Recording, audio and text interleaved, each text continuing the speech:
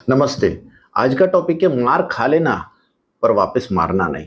तो 25-30 साल पहले मैं बॉम्बे आया था और मैं थोड़ा शाय टाइप का लड़का था तभी, क्योंकि क्या होता है कि जब आप दूसरे स्टेट से बॉम्बे आते हो, यहाँ पे कैसे इंग्लिश मीडियम जो स्कूल होते हैं, तो वहाँ पे आपको इंग्लिश में बात करनी पड़ती है। लेकिन जो जम्मू था, वहाँ पे जो इंग्लिश मीडियम स्कूल था, वहाँ पे हम लोग हिंदी में ही बात करते थे। तो ये तो एक चीज़ हो गई। ऐसे बहुत सारे फैसेट्स हैं जिसमें मतलब आपको जब एक्सपोज़र होता है, क्योंकि बॉम्बे जो अलग टाइप की जगह है, जहाँ पे मतलब सोसाइटीज़ रहती है, बिल्डिंग्स रहती है, आप रात को 11 बजे तक भी बाहर खेल पाते हो। तो ये सब चीजें दूसरी जगह नहीं होती है। तो मुझे अभी भी याद है कि 7th स्टैंडर्ड में जब मैं इधर आया था और जो मेरी क्लास टीचर थी वो इंग्लिश की टीचर थी, तो उसने खाली मुझे, मतलब मैं एक ही बच्चा था जिसको है ना इंग्लिश के लेक्चर में हिंदी बोलना अलाउड था, मतलब। और बाकी जो बच्चे थे वो हमेशा हंसते रहते थे, क्योंकि यूजुअली क्या होता है कि यहाँ पे जो है इंग्लिश में बात करते हैं और फैमिलीज जो है इंग्लिश में बात करती बचपन से ही, तो यूजुअली एक्सेंट जो था बच्चों का वो हमेशा इंग्लिश में सही था, क्योंकि मैं जो है हिंदी स्पीकिंग स्कूल से आया था, तो वहां का एक्सेंट बहुत अलग था। जैसे फॉर एग्जाम्पल मैं कुछ चीजों का नाम अलग बोलता था। मैंने एक बार बोला कि तू वर्दी पहन के आया क्या? जो स्टूडेंट्स थे वो हंसने लगे सारे, क्योंकि वो लोग बोलते वर्दी नहीं, यूनिफॉर्म बोला जाता है। तो मैं अपनी जगह सही था, लेकिन इतना प्योर हिंदी यहाँ पे कोई बोल नहीं रहा था। तो कहीं ना कहीं जब शेमिंग होता है इंसान, जो शेमिंग है वो कहीं ना कहीं सोल ईटिंग इमोशन है। आप जब शर्मसार होते हो तो कहीं ना कहीं वो जो शर्म है ना आपकी आत्मा खा जाती है। तो धीरे धीरे मतलब कैसा है ना कि बच्चे मजाक उड़ाते थे, मतलब ऐसी बहुत सारी चीजें होती है जिसकी वजह से आप थोड़े पीछे हो जाते हैं। क्योंकि मैं हमेशा साइंस और मैथ्स लवर बच्चा रहा था, लेकिन जब शेमिंग होती है आपकी आपकी बार बार बेइज्जती होती है, मतलब आपका मजाक उड़ाया जाता है, तो कहीं ना कहीं आपका जो सोल है ना, आप जो है हर चीज से पीछे हटने लगते हो। तो 7th स्टैंडर्ड से लेकर 9th स्टैंडर्ड तक जो है ना, मैं हमेशा पीछे रहा, हर चीज में पीछे रहा, मतलब कोई भी चीज में पार्टिसिपेट नहीं करता था, क्योंकि लोग मजाक उड़ा रहे थे, मेरी लैंग्वेज पे मजाक उड़ा रहे थे, और मैं जब कुछ भी बोल रहा हूँ उस पर मजाक उड़ रहा था। तो मैं धीरे धीरे पीछे होता गया। लेकिन 10th स्टैंडर्ड आते आते मैंने बहुत सारी चीजें पिकअप कर ली, मैं थोड़ा स्मार्ट हो गया था। और मुझे याद है कि 10th स्टैंडर्ड में मैंने फर्स्ट टाइम मतलब एक मॉडल मेकिंग कंपटीशन में पार्टिसिपेट किया था, जिसमें कि मैंने जो है एक मतलब जो भी मॉडल बनाया था और मुझे फर्स्ट प्राइज मिला था। ये देख के सब लोग अचंभा हो गए थे, जो लोग 3 साल से जीत रहे थे वो लोग भी हैरान हो गए थे। उसके पीछे बहुत बड़ा रीजन भी था, क्योंकि मुझे अभी भी याद है कि जब टीचर जो है मेरी वही क्लास टीचर जो 7th में थी, वो जब एक बुक लेके आई थी साइंस की, एक मोटी सी बुक थी, वो हमको दे दी थी, बोला कि आपको मॉडल बनाना है, आप कुछ भी बनाओ। तो मैंने भी पार्टिसिपेट किया था, और उस बुक में से मैंने एक सैटेलाइट देखा और मैंने बोला कि मैं एक सैटेलाइट बनाऊंगा। जो सुनते ही सारे बच्चे हंसने लगे, क्योंकि उस टाइम पे लोग है ना क्या बना रहे थे, एक कंप्यूटर बना रहे थे, माउस बना रहे थे, स्कैनर बना रहे थे। ऐसा लक्ष्मी माता का फोटो यहाँ पे आया तो टीवी स्क्रीन में भी दिखेगा, या बहुत सारे लोग वॉइस कंट्रोल चीजें बता रहे थे, लेकिन मैंने उस टाइम पे सैटेलाइट बना दिया था। तो जब फाइनल प्रेजेंटेशन डे था, जो मेरे साथ 5-6 बच्चे जिन्होंने पार्टिसिपेट किया था वो लोग भी आए थे, तो सैटेलाइट ऐसा ऊपर लटका हुआ था, उसमें एक बल्ब था, और नीचे जो है मैंने अर्थ स्टेशन बनाया था, जिसमें 2 छोटे मतलब डिश एंटेना जैसे थे। वो जो डिश थे मैंने एक बिल्डिंग की जो टॉर्च एक बच्चे की उसमें से चुराया था, ये मैंने किसको बताया नहीं। लेकिन वो बहुत अच्छा लग रहा था जब उसमें लाइट जल रही थी, सैटेलाइट में भी लाइट जल रही थी। जब टीचर आई थी मेरे सामने, मुझे याद है अभी भी, की प्रेजेंटेशन का दिन था, तो उन्होंने बोला कि एक्सप्लेन करो। तो मैंने बोला इस सजा के बारे में तो कोई बताया नहीं था, क्योंकि एक्सप्लेन करना मेरे लिए मुश्किल था। भले ही 10th आ गया था, लेकिन अभी भी मैं उतना एक्सट्रोवर्ट नहीं था। तो तब भी कैसे तो करके टूटी फूटी इंग्लिश में मैंने उसको एक्सप्लेन कर दिया, और हमको फर्स्ट इसलिए मिला क्योंकि हमने बड़ा सोचा था। मैंने सैटेलाइट सोच लिया और बड़ा चीज सोचा, क्योंकि उस टीचर को याद था कि 7th में मैं जब आया था और मेरी सोच क्या थी और मैं कैसे बिहेव कर रहा था, तो वही क्लास टीचर थी जो जज थी। तो उसको ये भी याद आया कि इस बच्चे ने कैसे स्ट्रगल किया, और जब मैंने इतना बड़ा सोचा तो उन्होंने हमको फर्स्ट प्राइज दिया। और मुझे अभी भी याद है कि जो दूसरे बच्चे थे क्लास के, जो लोग 3 साल से फर्स्ट आ रहे थे, तो वो लोग मेरे से बात करना ही बंद कर दिए। शायद वो लोग जलवून गए इस बात से कि मतलब हम लोग फर्स्ट आए थे। चीजें चेंज हो गई 12th-12th के बाद, क्योंकि मैं जिस बिल्डिंग में रहता था, शाम को 20-30 लड़के आ रहे थे मेरे बिल्डिंग के नीचे खड़े रहते। ये सारे मेरे क्लास के यहाँ वहाँ के दोस्त थे, क्योंकि मैं कहीं ना कहीं लीडर जैसा बन गया था। तो मैं जहां बोलता था वहां वो लोग आ जाते थे। इस हिसाब से मतलब कहीं ना कहीं डेवलपमेंट बढ़ता गया। और जब कॉलेज आ गया कि मैं डैडी के सामने बहुत रोया कि मुझे बाइक लेके दो, बाइक लेके दो, क्योंकि मुझे अभी भी याद है कि बचपन मेरा थोड़ा अलग गुजरा था, क्योंकि मैंने साइकिल मांगी थी और मुझे साइकिल भी नहीं दी गई थी जम्मू में, क्योंकि हमारा डाउन टाइम था।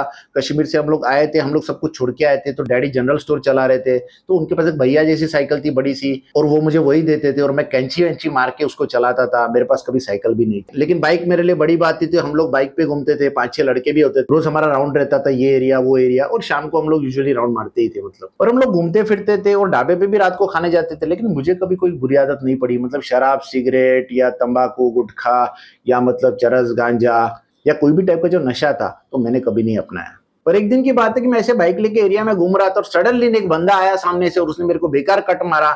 ऐसा लग रहा था कि उसने कुछ मतलब नशा किया हुआ है, उसने ऐसा कट मारा और मुझे भी गुस्सा आया। मैंने बाइक घुमा के उसके पीछे ली, और जब मैं उसके सामने रुका तो वो कुछ तो ऐसा बंदा था कि जिसकी आंख एकदम लाल थी, और 4-5 लड़के उसके बाजू में आ गए, और मुझे पता नहीं था वो कौन था। सडनली मेरा एक दोस्त भी आ गया पुराना, जो कि ऐसा बोलने लगा, अरे गैरी गैरी गैरी, और मुझे नहीं पता वो क्या गैरी गैरी कर रहा था। शायद वो कोई बड़ा डॉन था या गुंडा था, जिसके लिए वो बोलता, अरे विशाल जाने दे जाने दे, अरे गैरी सॉरी, ऐसे करके मुझे वहां से लेके चला गया। मैं ऐसा सोच रहा था कि शायद मैं बाल बाल बच गया, क्योंकि वो जो बंदे शायद मुझे मार सकते थे वो क्या थे पता नहीं। और ये जब मैं सोच ही रहा था मैं दूसरी जगह पहुंच गया था, लेकिन वो जो है लड़के, जो गैरी जो था, वो 15-20 लड़कों को लेके मेरे पास आ गया। उसके बाद जो गैरी था उसने मुझे चाटा मार दिया, और मुझे नहीं समझा कि उस टाइम पे क्या करना है, क्योंकि मैं खुद को बहुत ही बलवान समझता था, खुददार समझता था, लेकिन मेरी सारी खुददारी जो है चकनाचूर हो गई। और वो ऐसा टाइम था कि जहां पे आप जस्ट मतलब एक्सपोज हुए हो, आप बॉम्बे में आ गए हो, लेकिन शायद मेरी चेतना उतनी जागी नहीं थी। मैं जो बोल सकती कि मैं स्मार्ट टाइप का बंदा था, पर मैं कितना कॉन्शियस था वो मुझे नहीं मालूम, और मैं कितना बलवान था मुझे नहीं मालूम। मैं खुद को बलवान समझता हूँ। जब हम लोग हिंदी पिक्चर देखते हैं तो हम हमेशा सोचते हैं कि जो हीरो है वो मार रहा है, हम खुद को हीरो समझते हैं।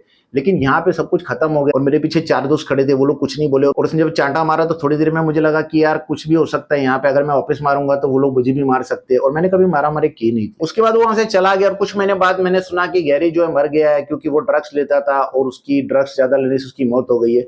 और मैंने कभी ये नहीं चाहा कि वो मर जाए, पर कहीं ना कहीं मतलब कर्मा भी अपनी चीजों को, उसने ऐसे बहुत सारे लोगों से बहुत सारी चीजें की रहेगी, तो कहीं ना कहीं भगवान ने उसको बुला ही लिया। बट ये बात हमेशा मुझे खलती रही कि जब मैं इतना खुद को खुददार समझता हूँ, जब मेरी गलती नहीं थी तब भी तूने मार कैसे खा ली। ये चीज शायद हर इंसान को खलती है। कोई भी इंसान जो सच्चा इंसान होगा उसको हमेशा ये चीज लगेगी। जो बंदा झूठ नहीं बोलता है या हमेशा सच बोलता है, उसको हमेशा ये चीज खलेगी। तो इस हादसे से डायरेक्टली हम लोग 20 साल बाद जंप करते हैं, मतलब कुछ साल पहले की बात है। तो मैंने राइडिंग वाइडिंग शुरू किया था। अब मैं एक अलग इंसान था, कहीं ना कहीं कॉन्शियस भी ज्यादा था, गुस्सा भी मुझे में बहुत था, क्योंकि मैं कहीं ना कहीं मतलब मेरा 1-2 बार रोड पे भी झगड़ा हो गया था। क्योंकि जब आप चीजें देखते हो, कोई चीज कोई गलत कर रहा है, तो आप उसमें उलझ जाते हो कहीं ना कहीं, जो कि डेंजरस भी है। पर मुझे लगता है हर सच्चे इंसान के साथ ये चीज होती है। पर हमेशा ये हुआ है कि मैंने हमेशा मुंह से लड़ा, कहीं ना कहीं हाथ उठाने का ये नहीं हुआ। और मुझे हमेशा ये चीज था कि हाथ उठाना मेरे लिए मुश्किल ही था हमेशा। और एक दिन मैं राइड पे जा रहा था और सब कुछ तैयारी मेरी हो गई थी, मतलब मैंने जैकेट वैकेट राइडिंग गियर सब पहना हुआ था। और जब हाईवे आने वाला था उससे पहले एक बंदा जो था, मेरे आगे टेम्पो वाला बंदा चल रहा था, जो कि मतलब कहीं ना कहीं उसको साइड में टर्न लेना था, लेकिन उसने बिना सिग्नल के ना बीच में रुका दिया। मैं उसको ठोकते ठोकते बच गया। पर मैं जब उसके आगे गया बाद में, मैंने उसको गाली वाली भी दे दी कहीं ना कहीं, जो मेरी गलती भी है।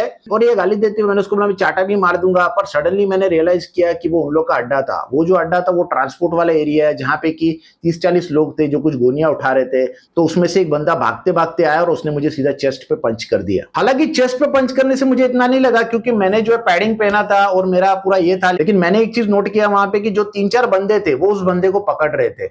इसका मतलब ये कि कहीं ना कहीं ऊपर वाला जो है ना, वो भी मैंने देखा कि हमेशा आपको सपोर्ट करता है, क्योंकि अगर वो बंदे को नहीं पकड़ते वहां पे चीजें बढ़ जाती है। ऐसा लग रहा था कि वो लोग जो है ना बातें कम और मारते ज्यादा, और उस जगह पे अपोजिट हो रहा था मतलब। और बात करते करते मैंने उसको बोला कि यार कि तू काहे के लिए मारा, तो वो बोल रहा था कि मैं और मारूंगा और वो सब चीजें। मैंने बोला कि मैंने गाली दी, मैंने गलती की, लेकिन इस बंदे ने भी साइड में रुका है तो इसकी भी गलती है। हालांकि उस लड़के ने भी सॉरी बोला उसके बावजूद, लेकिन ऐसा लग रहा था कि मैं वहां पे कमजोर पड़ रहा हूं, क्योंकि वो 50 लोग थे और मैं अकेला था। मैंने भी कोई डायलॉग मारे वहां पे, मैंने बोला कि मैं भी 50 लड़के लेके आऊंगा और मैं चीजें कर सकता हूं, लेकिन मुझे लग रहा है कि वो सही टाइम नहीं था। और मैं कहीं पे राइड पे जा रहा था, वो भी चीजें हॉल्ट हो जाती। और उस टाइम के बाद मैं इसके बारे में सोचने लगा। रात को सोते हुए वापस मैं सोचने लगा कि यार अगर मैं इतना बहादुर हो गया और अगर इतना कॉन्शियस हो गया हूं, तो मैंने उसको वापस क्यों नहीं मारा और मैंने कुछ चीजें क्यों नहीं की। लेकिन कहीं ना कहीं मैंने इस चीज पे बहुत थॉट डाला, और मैंने ये बोला कि यार देखो, मैं वापस मार सकता था, और कहीं ना कहीं वो लोग मेरे कपड़े भी फाड़ देंगे, लेकिन 3-4 को तो मैं मार ही सकता हूं। अगर भले मैं कितना मार खा लूं, मेरी हड्डियां टूट जाए,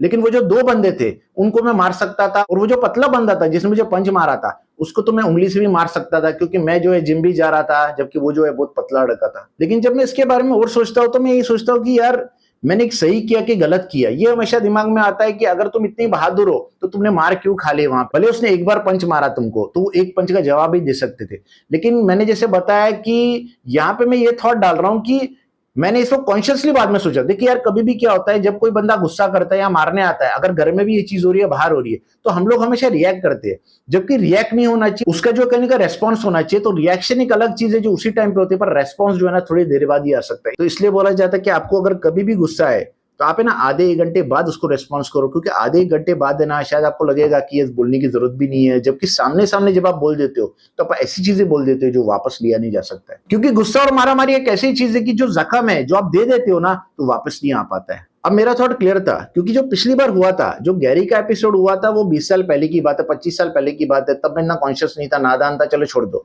लेकिन इस बार का जो एपिसोड हुआ था वो तब हुआ जब मैं वयस्क हूँ और जब मेरे अंदर गुस्सा भी बहुत है, कॉन्शियसनेस भी है और मैं निडर भी हूँ, तो ऐसा कैसे हो सकता है कि मैं नहीं मारूं। लेकिन मेरा थॉट ये कि अगर मैं उसको मार देता वहां पे तो मैं भी मार खाता, लेकिन मैं मार खाता ही नहीं, मैं वापस मारता भी। और मैं जब वापस मारता ना, तो ये चीज कहने की मुझे खलती बात नहीं। देखो यार, सीधी बात है कि अगर मैं एक बहुत कॉन्शियस बंदा हूं या महात्मा टाइप का बंदा हूं, तो अगर कोई मुझे आके मारेगा तो इसमें मेरा कोई कंट्रोल नहीं है, मैं कुछ नहीं कर सकता हूं। लेकिन जब मैं किसी को मारूंगा तो मेरी टीचिंग्स है ना, वो भी कहीं ना कहीं लैप्स हो जाती है। तो मेरा यही कॉन्सेप्ट था कि जब मैं वापस मारूंगा, जैसे हाथ उठाऊंगा, तो मुझे ये चीज बाद में पीड़ा नहीं देगी कि मैंने मार खाई, लेकिन ये चीज हमेशा पीड़ा देगी कि मैंने हाथ उठाया था। और जब मैं हाथ उठा रहा हूं तो मैं क्या पढ़ा हूं, अगर मेरा चैनल भी है विराम, और मैं चीजें सिखाता हूं, और जब मैं ऐसी चीजें कर रहा हूं जिसपे मेरा ही कंट्रोल नहीं है, तो मैं क्या चीजें सिखा रहा हूं लोगों को, जो मैं सिखा रहा हूं वो भी कहीं ना कहीं नष्ट हो जाता है। तो मैं ऐसा नहीं बोलता हूं सबको कि आप लोग मत रिएक्ट करो, क्योंकि देखो हर एक का अपना थॉट है। लेकिन मैंने जो अपना फिलोसफी बनाया है विराम नाम का, विराम मतलब ठहराव, और मेरे अंदर क्या ठहराव रह ही जाएगा जब मैं ऐसा हाथ उठाऊंगा किसी पे, क्योंकि मेरे अंदर विशाल भी और विराम भी है। क्योंकि विशाल जो है नॉर्मल बंदा जो समाज में जीता, पर विराम जो एक कैरेक्टर है जो मेरे अंदर ही है,